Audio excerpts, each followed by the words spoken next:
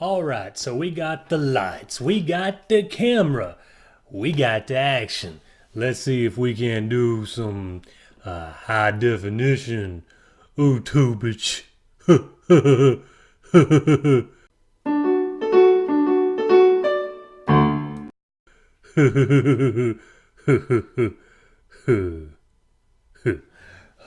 Welcome to Hats Off to You.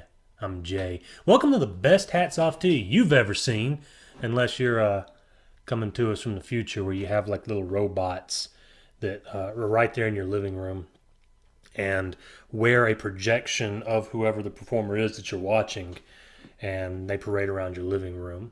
If you have that and you're somehow seeing this, this is how things used to look back in my day, my heyday, right? So, but yeah, we changed things. Okay, things got better. Okay, I'm always trying to make things better. I told you over on the Facebook. If you're not there, go look at it. Hats off to you, entertainment. Yeah, we're evolving. We're not just a static point on a line here. We're moving. We're choo chooing right along, right? And that's what I wanted to talk a little bit about today. Obviously, things are different here.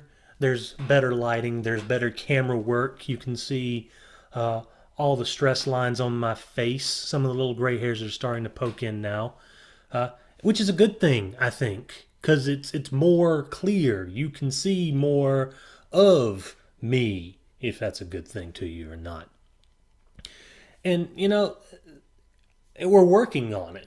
I'm thinking about how we can change things, how we can make things better. When I first started this, we've been doing this for less than a month now. This channel has only existed for like 3 weeks, right?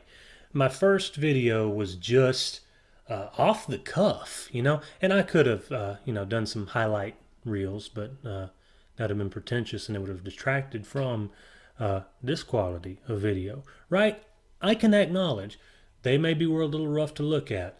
Maybe the I didn't even have the theme music or the end wankery. I didn't have any of that. I just did it off the cuff because I just really wanted to do it and just have fun with it and see where it went, right? And then as time went on, I experimented with splicing different videos in and adding the music, and now we have better equipment, and I've learned to tinker with the camera so that everything's better. We're moving toward something ultimately better, and as time goes on, I'm going to be constantly thinking about what wrinkle can I add to make this thing better. I'll probably play with the lights and everything here, because that's the thing. It's always evolving, right? And I'm not talking evolution like how monkeys reform to become human people. I'm talking about evolution as in the hopefully the positive change that you make every day to make something in your life better. Because if you're standing still, you need to reevaluate things. You should never just be static, ever. You should always be progressing in some direction, hopefully better. And to that point, like I said, we've been doing this for 3 weeks. I've tried to make a lot of improvements where I could. Better content, more varied content. I'm going to continue to do that clearly. Because, and this is a message to you. This is an advice day. Because to just jump off the block here, right? I have been doing this for a few weeks, and I told anybody who would listen to me, a bunch of my friends and everybody, about this idea. I'm going to do this WebTube channel, guys. So, one friend who I told, of course everybody's like, oh, that's great and good. And, okay, well, now let's see you actually do it. Well, then I did it. And so people were like, hey, that's actually pretty cool that you did it. But one friend who I'd spoken to, I was talking to her about it, and she said, I'm really glad that you just did it. And I was like, well, yeah, I just did it. I said I was going to do it, so I just did it. Well, we got to talking a little more, and then I thought, she said, it's really inspired me to just do the things that I want to do, some of my music that I've been thinking of, but my perfectionism typically holds me back. And I said, oh, okay. Now I see what she's getting at exactly. A lot of times, whenever we want to do something, be it a WebTube channel or a music or you want to build a business, or maybe you were watching HGTV and you saw a killer treehouse and you want that in your backyard. We're inspired by things that are great, that we perceive as being awesome and perfect and all this. And we try to recreate something, maybe not duplicate it, but emulate it in that same fashion, because it was something that was so great that it inspired us to get up off ourselves and go do the thing. So we want it to be really great. We want to have the same level of that made us get up and go do it, which is entirely understandable. You don't want to do something crappy. You don't want to have something that's terrible or that could fail. So you go and you start thinking about, well, I've got to have this and I've got to do this thing and this thing's got to be right. And you start nitpicking all the little things. And what happens is you eventually nitpick yourself into intimidation and you don't want to do the thing you set out to do. For instance, I could have sat here when I started this channel and I could have fretted over the lighting and the type of camera and the type of microphone and tried to make sure that I bought good soft film editing software and all this. And like just then, I could have gone back several times until I hit that phrase just right with no stumbles or anything. But there's a little bit of charm in some of the rough-hewn stuff, right? I mean, you start from somewhere.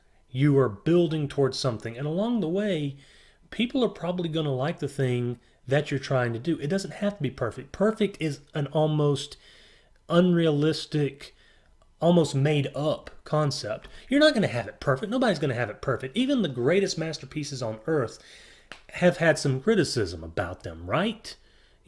If you're a video game player, for instance, or you're a director, which maybe you are, maybe you want to be, there have been big budget video games, big budget movies, things that were supposed to be the absolute sauce that, they're okay. Or maybe there's like a cult following of people who are really about it.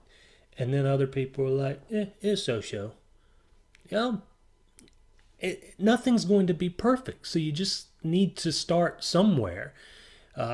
If you're recording, maybe if you're a guitarist, maybe the fretboard's going to make that noise between chords, or maybe your microphone quality is not going to be as crisp as you would like it to be. That's okay. Make a thing. Put it out there. It helps to have a starting point so that you know what you can do better in the future.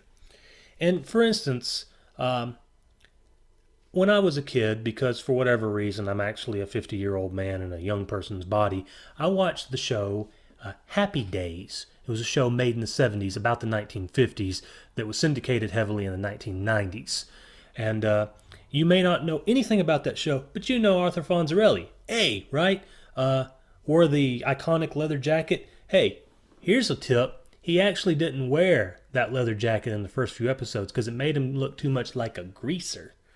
He didn't start out being the Fonz that we know. He was kind of a side bit character who was wearing a white windbreaker for some reason, even though he was a biker. On the same show, you remember the Cunningham family, right? Mr. and Mrs. C, Richie, Joni, and Chuck. Chuck. You don't remember Chuck. And if you say you remember Chuck, you're a liar. He was there for 15 minutes. He was Richie's older brother, who I guess, as Fonzie came more into it, they kind of pushed him out, or maybe there was some other story. I don't know. I wasn't actually there when that happened. But, they took an established story. There's 3 children, and then the 3 children all of a sudden are not there anymore. There are only 2 children and a biker living in the attic. So things change. The directors didn't try to retcon it. They just kind of rolled with it, right? And if you're not a 1970s sitcom aficionado, we'll bring it to a more modern, at this point it's getting a little older, but a more modern tale about a gentleman from Philadelphia whose life was turned upside down. You might remember that the first few episodes of The Fresh Prince of Bel-Air took place in like that little tiny living room, right? Well, then all of a sudden they had the great big living room with the grand spiral staircase that went up the back and everything. All of a sudden the house just changed its layout. No big deal. Roll with it. Heck, they changed Aunt Viv 2/3 of the way through, and then the little baby Nicky or whoever, he suddenly was like 2 or 3, and they didn't explain that. You just roll with it because it's more about how, at least from the aspect of something that you're trying to create that's supposed to be entertaining or whatever, it's more about the feeling, how you make people feel with it. It doesn't have to be great, it doesn't have to be perfect, it just has to be pretty decent. If it comes from the heart, then it means something, and you can always improve on it from there. And if it's not necessarily just something emotional, you want to build a thing, you want to start a business, you're gonna stub your toe a few times. You're gonna hammer your finger. If you start a business, you're gonna tick off a few customers. It's gonna happen.